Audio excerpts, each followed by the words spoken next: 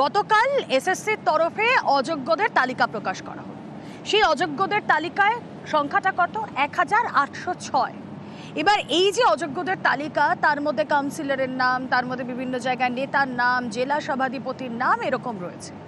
এবার এই তালিকায় নাম রয়েছে রাজপুর সোনারপুরের কাউন্সিলরের কুহেলি ঘোষ, তালিকায় নাম 18 নম্বর ওয়ার্ডের কাউন্সিলর কুহেলি ঘোষের।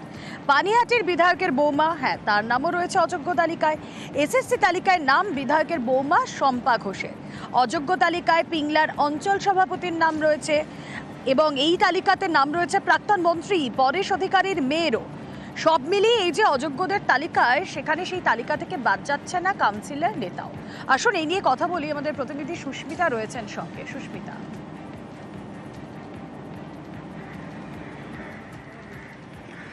দেখো, অযোগ্যদের তালিকা প্রকাশ করেছে গতকাল এসএসসি সুপ্রিম নির্দেশের পর, এবং সেই তালিকায় দেখা যাচ্ছে একাধিক তৃণমূল ঘনিষ্ঠ কিংবা তৃণমূল কংগ্রেসের পদাধিকারী, কোথাও বা বিধায়কের ঘনিষ্ঠ, কোথাও বা আবার তৃণমূলের কাউন্সিলর, তার যে নাম সেই নাম প্রকাশ্যে আসছে। ইতিমধ্যেই তুমি যেমনটা জানালে, রাজপুর সোনারপুর যে পুরসভা, সেই পুরসভার 18 নম্বর ওয়ার্ডের কাউন্সিলর কুহেলি ঘোষ, তার নাম রয়েছে। অন্যদিকে তৃণমূলের উত্তর দিনাজপুর জেলা পরিষদের প্রাক্তন সভাপতি, তার নামও সেখানে রয়েছে। শুধু তাই নয়, মন্ত্রী পরেশ অধিকারীর কন্যা থেকে আরম্ভ করে তৃণমূল ঘনিষ্ঠ একাধিক নেতার যারা কাছের প্রিয়জন রয়েছে তাদের নামও রয়েছে। এবং এই ইস্যুকেই আগামীতে হাতিয়ার করতে চাইছে যারা বিরোধী রাজনৈতিক দল, তারা ইতিমধ্যেই শ্রমিক ভট্টাচার্য থেকে আরম্ভ করে শুভেন্দু অধিকারী প্রত্যেকেই এই বিষয় নিয়ে শাসক দল তৃণমূল কংগ্রেসকেই কটাক্ষ করছে, তাদেরকেই তীরবিদ্ধ করছে। শুধু তাই নয়, শ্রমিক ভট্টাচার্যের কথা, এই সংখ্যাটা 1800, এই যে 1800-এর বেশি, এই সংখ্যাটা 1800-এর বেশি নয়, এই সংখ্যাটা 7000-এর বেশি। এবং শ্রমিক ভট্টাচার্য তিনি এও কটাক্ষ করছেন শাসক দলকে, যে শাসক ঘনিষ্ঠ হলে তবেই চাকরি পাওয়া যায়। এবং গতকাল যে তালিকা প্রকাশ করেছে এসএসসি, সেই তালিকা প্রকাশের মাধ্যমে চাকরি চুরির বিষয়টিকে স্ট্যাম্প দিয়ে দিল এসএসসি, এমনটাও কটাক্ষ করছেন শ্রমিক ভট্টাচার্য। কিন্তু তৃণমূল কংগ্রেস তারা কি বলছে? মমতা বন্দ্যোপাধ্যায়, অভিষেক বন্দ্যোপাধ্যায়ের মতে এর আগেও বারংবার দেখা গিয়েছে, তারা বিভিন্ন মঞ্চ থেকে বলেছেন যে চুরি করলে বা কোনো রকম অন্যায় করলে তাকে কোনোভাবেই রেয়াত করা যাবে না। এবং সেই মোতাবেক দেখা যাচ্ছে তৃণমূলের বিধায়ক থেকে আরম্ভ করে মন্ত্রী কন্যা সকলেরই নাম রয়েছে অযোগ্যদের তালিকায়। তাদের চাকরি যেমন গিয়েছে, ঠিক তেমনই পাশাপাশি তাদের যে অ্যাডমিট কার্ড, সেই অ্যাডমিট কার্ড বাতিলের ঘটনাও ঘটেছে। সুতরাং তৃণমূল কংগ্রেসে কোনো রকম অন্যায় করলে রেয়াত করা হবে না, পার পাবে না কেউই, এই মন্তব্যই আবারও প্রকাশ্যে আনছে তৃণমূল কংগ্রেস। সুতরাং যে এসএসসির যে অযোগ্যদের তালিকা গতকাল প্রকাশ্যে এসেছে, তা নিয়ে একদিকে যেমন অযোগ্যদের তালিকায় তৃণমূল ঘনিষ্ঠ নেতা মন্ত্রীদের ঘনিষ্ঠদের নাম পাওয়া যাচ্ছে, অপরদিকে এই ইস্যু নিয়ে যে রাজনৈতিক তরজা, যা বিধানসভা নির্বাচনের আগে অত্যন্ত গুরুত্বপূর্ণ, সেই রাজনৈতিক তরজাও অব্যাহত রয়েছে। রুমেল, বেশ, কুহেলি ঘোষ তিনি কি বলছেন শুনবো। 2022 সালের ডিসেম্বর মাসে প্রথম একটা তালিকা বেরোয়, সেখানে আমার নাম ছিল। আমি চাকরিটা আমার নিজের যোগ্যতায় পেয়েছি এবং সর্বোপরি আমাকে যেটা সিবিআই লিস্ট দিয়েছিল, সেই সিবিআইকে আমার চ্যালেঞ্জ করা ছিল যে আমার যদি কোনো জায়গায় আমার অসঙ্গতি প্রমাণ করতে পারে সেটা যেন তারা দেখায়। যদি টেন্টেটিভ হই তাহলে আমাকে কেন ফর্ম ফিল আপ করার সুযোগ দেওয়া হলো, আমার অ্যাডমিট কার্ড কেন এলো। আমি হাইকোর্টে আবার নতুনভাবে কেস ফাইল করছি, দেখা যাক বিচারে, আশা করি সঠিক তথ্যটাই উঠে আসবে। কিছুক্ষণ আগেই আপনাদের বলছিলাম এসএসসি তালিকায় নাম রয়েছে বিধায়কের বৌমারও। পানিহাটের বিধায়ক নির্মল ঘোষ, তার বৌমা শম্পা ঘোষ, তারও নাম রয়েছে তালিকায়। কি বলছেন বিধায়ক শ্বশুর? Law will take it own course. কে হতে পারে, কে হতে পারে না, আইন তো চলছে সুপ্রিম কোর্ট, হাইকোর্টে। Law will take it own course. সত্য বেরিয়ে যাবে। নাম যখন বেরিয়েছে শম্পা ঘোষের, আমি এইটুকু বলতে পারি সবটাই হাইকোর্ট সুপ্রিম কোর্টে চলছে। আইন আদালতে বিচার করে সত্য এবং মিথ্যা দুটোই বেরোবে। আর এই অযোগ্যদের তালিকাতে নাম রয়েছে পিংলার অঞ্চল সভাপতি অজয় মাঝিরও। আমি নিজের শিক্ষকতার জীবনে মাপকাঠিতে আমি কোন রকম অযোগ্য নই। আমার চিন্তা ভাবনা বা আমার শিক্ষার অনুযায়ী আমি এটুকু দৃঢ়তার সঙ্গে বলতে পারি, আমি যথোপযুক্ত শিক্ষা প্রদান করেছি, সে জায়গাতে কোনো ঘাটতি নেই। এবার এসএসসি কেন, কিভাবে, কি করছে, তার আইনি প্রক্রিয়া আলোচনার জায়গা আছে, এই জায়গাতে আমি আর বিশেষ কিছু বলছি না। এবার আসে দুই শিক্ষকের কথায়, রিতেশ ঘোষ আর কমলেশ কপাট। এই দুই শিক্ষক তাদেরও নাম রয়েছে অযোগ্যদের তালিকায়। তাদের কি প্রতিক্রিয়া, শুনুন। 2016 সালে যখন পরীক্ষা দিয়েছিলাম তখন আমি একজন ক্যান্ডিডেট, কার সাথে কি চুক্তি হচ্ছে, কার সাথে কি, সেটা আমার জানার কথা নয়। প্রত্যেকটা ধাপ পার করে করে আজ আমরা এখানে এসেছি। আমি অন্য চাকরিও পেয়েছিলাম, সেই চাকরিতে আমি যেতে পারতাম।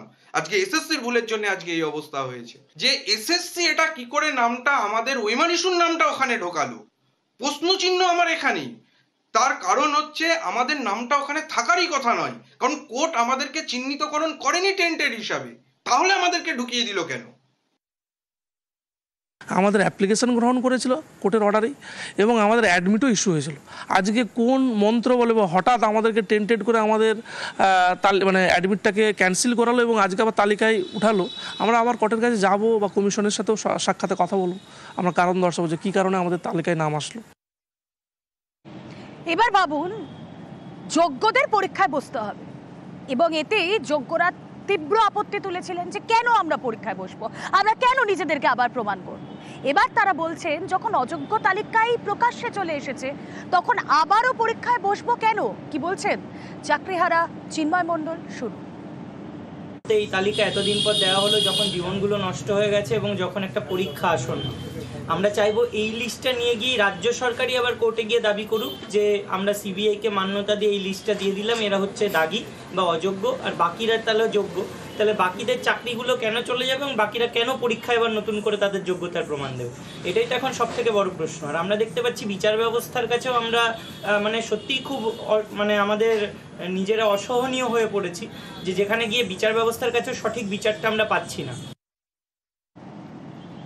অযোগ্যদের তালিকা প্রকাশ্যে এসেছে, যোগ্যদের পরীক্ষায় বসতে হবে, এই সমস্ত কিছুর মধ্যেও যারা চাকরি হারিয়েছেন তারা বলছেন চাকরি ফিরলে তবেই স্বস্তি।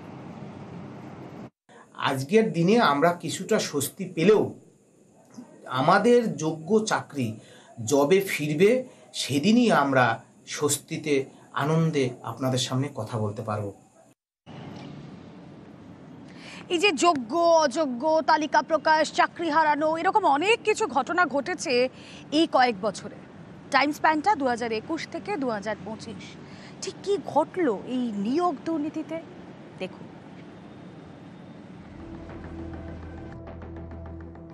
এক ধাক্কায় চাকরি বাতিল।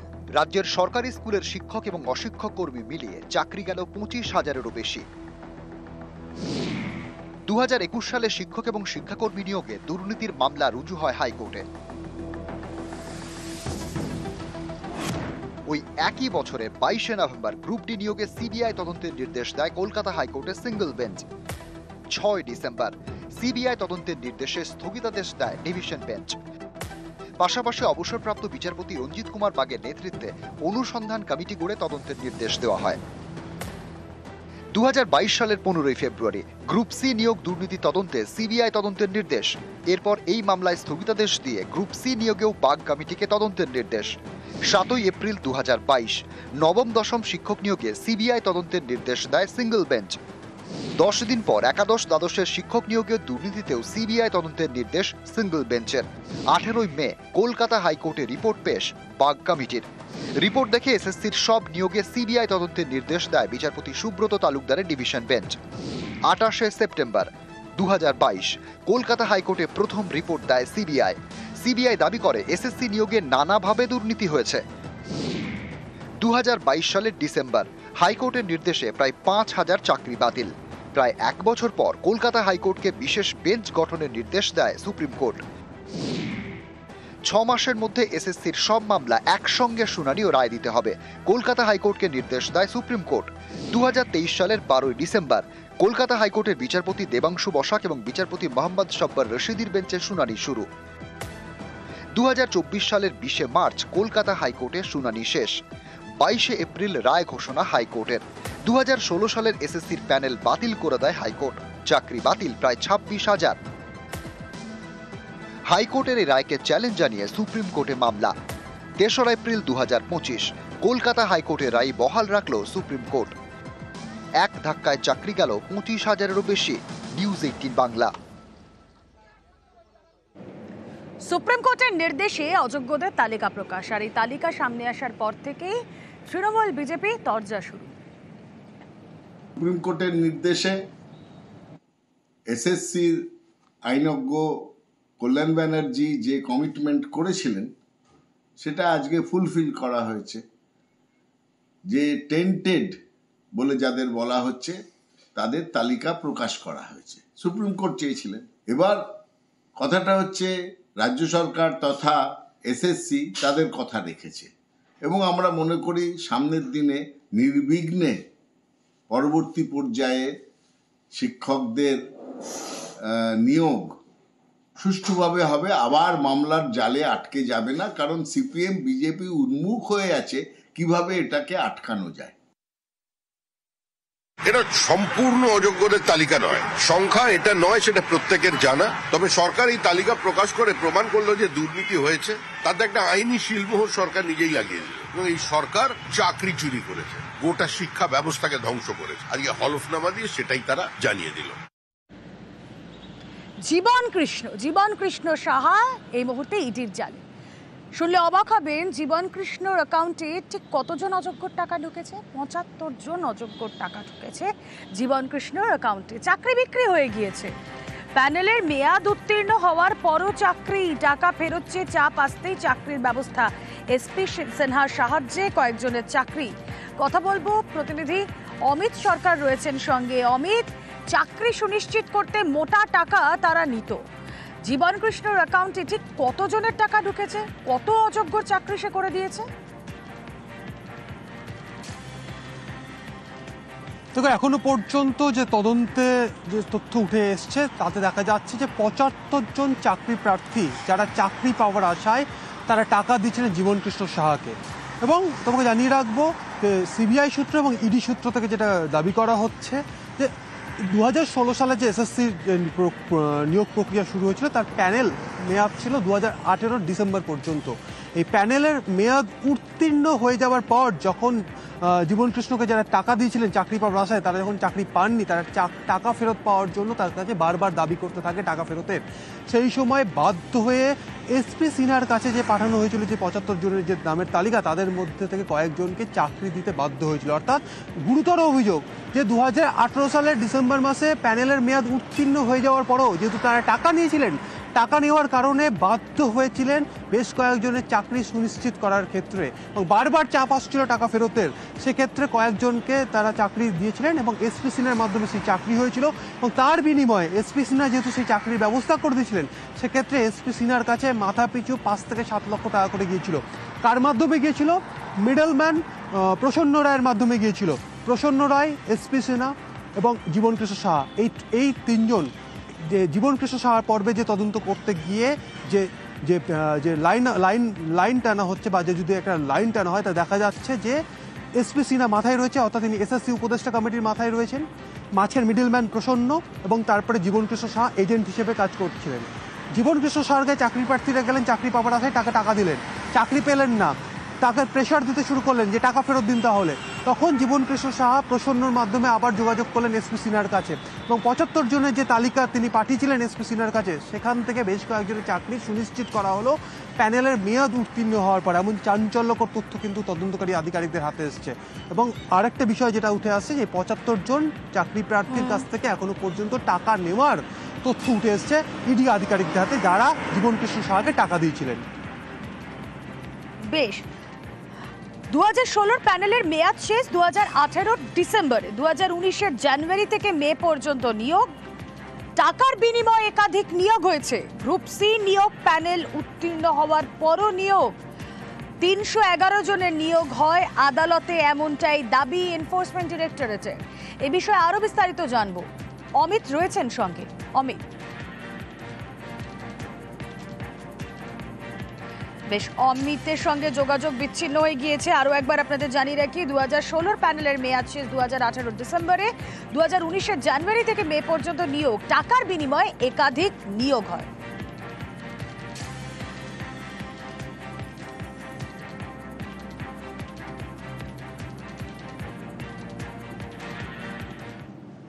চাকরির টাকায় সাম্রাজ্য বিস্তার করেছিল জীবনকৃষ্ণ সাহা, এমনটাই দাবি ইডির। চাকরি বিক্রি করেছে, টাকা নিয়েছে, সেই টাকা দিয়ে জমি, বাড়ি, গাড়ি সমস্ত কিছু করেছেন এই জীবনকৃষ্ণ সাহা। এবং ইডির হাতে এই মুহূর্তে ভিডিও রেকর্ডিং এবং অডিও রেকর্ডিং সেগুলোই নজর রয়েছে।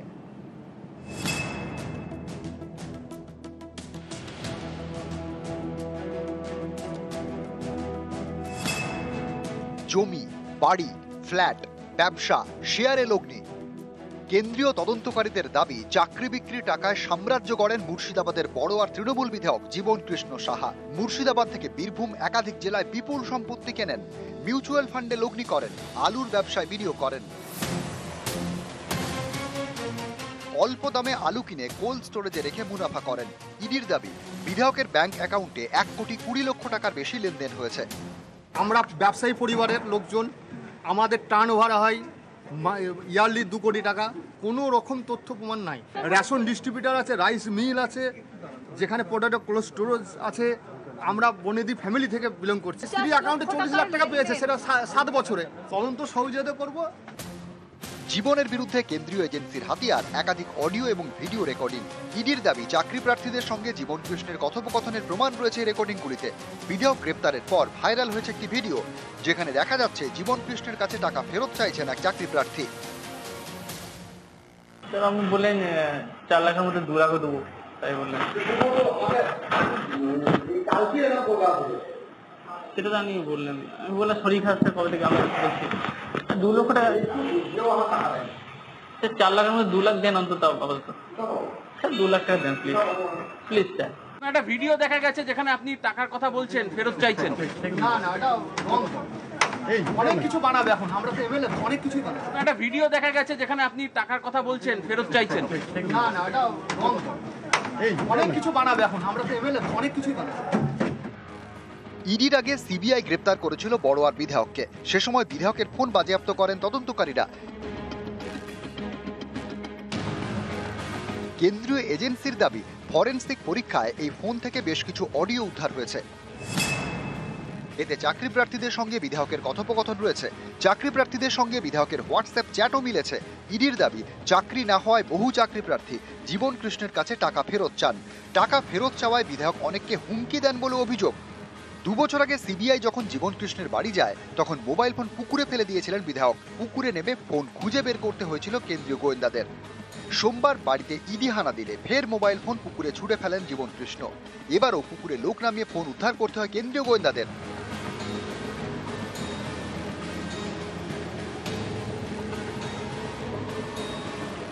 বিধায়কের যদিও দাবি তিনি পুকুরে ফোন ফেলেননি। আপনি মোবাইল কেন ফেললেন? মোবাইল ফেলিনি, কতবার বলবো মোবাইল ফেলিনি। দাদা মোবাইল কেন ছুড়লেন? নিউজ 18 বাংলা।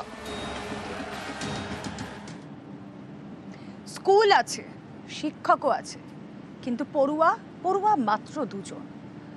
অভিভাবকরা অভিযোগ করছেন যে এই স্কুলে পড়ুয়ারা ঠিকমতো লেখাপড়া শেখে না। কেউ তো বাবার নামটাও ঠিকমতো লিখতে পারে না।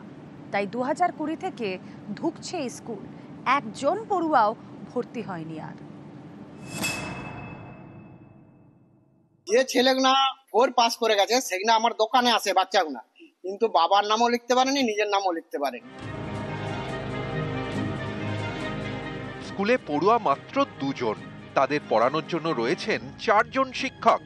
অভিযোগ, এ স্কুলের অনেক পড়ুয়াই নাকি 4 পাস করলেও বাবার নাম এমনকি নিজের নামও লিখতে পারে না। তাই ছাত্র ভর্তি তলানিতে। মেদিনীপুর পুরসভার 20 নম্বর ওয়ার্ড নজরগঞ্জ, এখানেই রয়েছে জাগ্রত শিক্ষানিকেতন প্রাথমিক বিদ্যালয়। 1969 থেকে পথ চলা শুরু। 2019 পর্যন্ত এই স্কুলে পড়ুয়ার সংখ্যা ছিল 70। তারপর থেকে একজন পড়ুয়াও ভর্তি হয়নি। তাই ছাত্রের সংখ্যা কমতে কমতে এখন 2 জন। কিন্তু কেন এই হাল? স্থানীয়দের অভিযোগ, এই স্কুলে শিক্ষকরা ঠিকমতো পড়ান না। অনেকেই নাকি মোবাইল ফোনে ব্যস্ত থাকেন। অনেক সময় তারা ক্লাসে থাকেন না। তার ফল ভুগছে পড়ুয়ারা। অনেকে তাদের নিজেদের নামটাও লিখতে পারে না। এদের পড়াশোনা কম হয়। যে ছেলেগুনা 4 পাস করে গেছে সেগুলো আমার দোকানে আসে বাচ্চাগুনা, কিন্তু বাবার নামও লিখতে পারেনি, নিজের নামও লিখতে পারেনি। 15 বছর দেখছি, আগের ছেলে ছিল, দিনে দিনে কমে যাচ্ছে। দুটো ছেলে এসে দুটো করে রেগুলার বিস্কুট লয়, ঘর চলে যায়। এরাও খেয়ে দিয়ে 8টার সময় চাটা খেয়ে দিয়ে 9টার সময় ঘর চলে যায়। ব্যাস, ঝামেলা শেষ। যেসব ছেলেগুলো আনেছে তাদেরকে একটা নাম উচ্চারণ বলতে কিছু পাচ্ছে না, লিখতেও পাচ্ছে না, বলতেও পাচ্ছে না। তারপর বাড়ির লোক পাঠাচ্ছে না। আজ নাচ শিখে তাহলে কি করতে আর বাড়ির লোক পাঠাবে, তারা অন্য স্কুলে দিচ্ছে। মাঠে একটা স্কুল আছে, ছোট বাচ্চাদের স্কুল আছে, ওইখানে দেখছি এখনই করা 30-40 জন বাচ্চা আছে। স্কুল কর্তৃপক্ষের দাবি, পড়ুয়াদের স্কুলমুখী করতে নানা উদ্যোগ নিয়েছিলেন, কিন্তু কাজ হয়নি। আমরা বাচ্চাদের ধরে রাখার জন্য সরকারের এছাড়াও কুড়ি লাঠাই হেনাতানো দিতাম যাতে ইন্টারেস্ট হয়। আর সবচেয়ে একটা অসুবিধা হয়েছে পাশাপাশি দুটো স্কুল। আমরা চাইছি যে স্কুলটা যদি ছাত্র হয় খুবই ভালো, নাহলে স্কুলটাকে ডিসপোজাল করা আমাদেরও তো ভালো লাগে না। প্রাইমারি স্কুলে পড়ুয়া কম, 2 জন ছাত্র, তাই বন্ধ হয়ে গিয়েছে মিড ডে মিল, ফলে সমস্যা আরো বেড়েছে। মেদিনীপুর থেকে শোভন দাস, নিউজ 18 বাংলা।